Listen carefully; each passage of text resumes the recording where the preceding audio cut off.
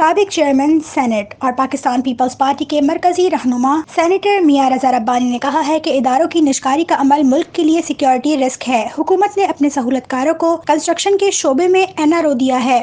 پی آئی اے کی جو پرائیویٹائزیشن کی بات کی گئی، اسٹیل مل کی جو پرائیویٹائزیشن کی بات کی گئی، یہ تمام کی تمام پرائیویٹائزیشنز غیر آئینی ہیں۔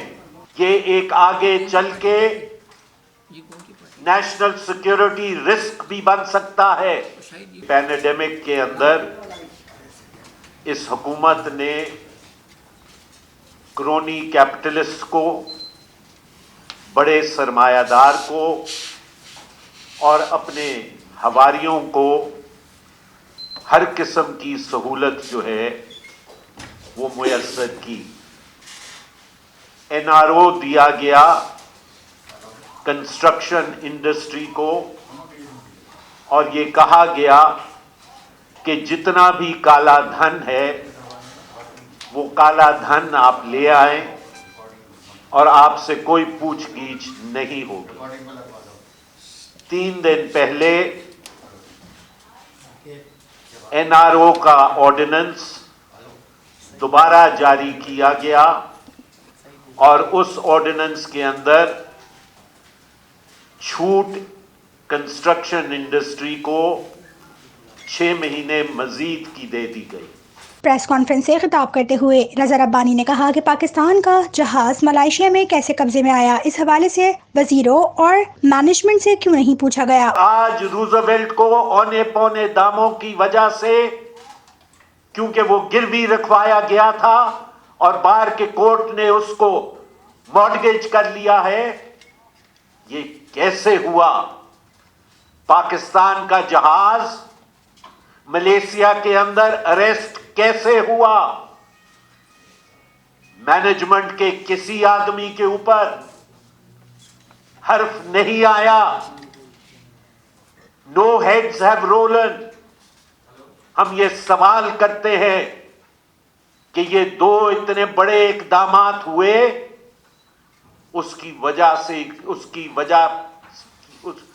وجہ پہ کیوں نہیں مینجمنٹ سے پاس پوچھ کی گئی؟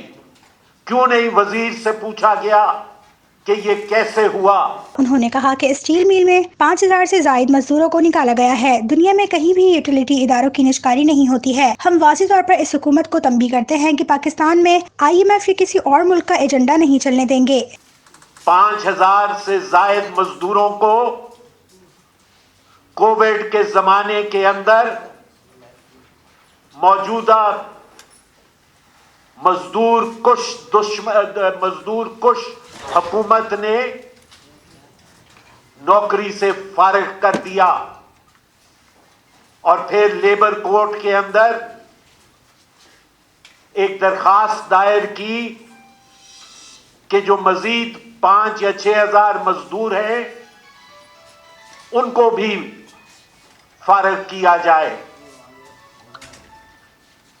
یہ تمام تر وہ اقدامات ہیں جو مزدوروں کو کرش کرنے کے لیے کیا جا رہا ہے۔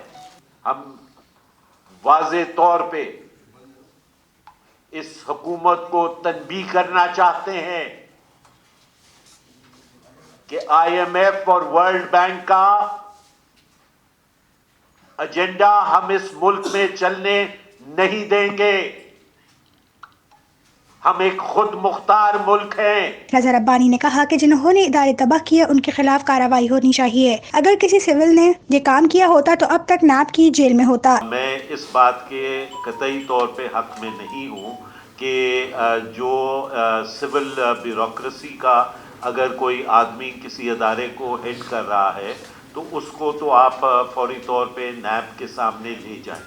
آج کم سے کم 22 یا 26 ایسے ادارے ہیں جہاں پہ ملٹری بیوروکریسی کے لوگ تعینات ہیں۔ ان میں سے کتنوں کو آپ سے میرا مطلب آپ نہیں ہے، لیکن ان میں سے کتنوں کو ریاست جو ہے وہ اکاؤنٹبل کرنے کے لیے تیار ہوگی یا کتنوں کو نیب کے سامنے لے جانے کے لیے تیار ہوگی؟ پیزا کا جو کیس ہے وہ آپ کے اور میرے سامنے ہے. اگر یہ کسی سویلین نے کیا ہوتا تو آج وہ نیب کے لاک اپ میں ہوتا اور اس کو ضمانت بھی نہ مل رہی ہوتی.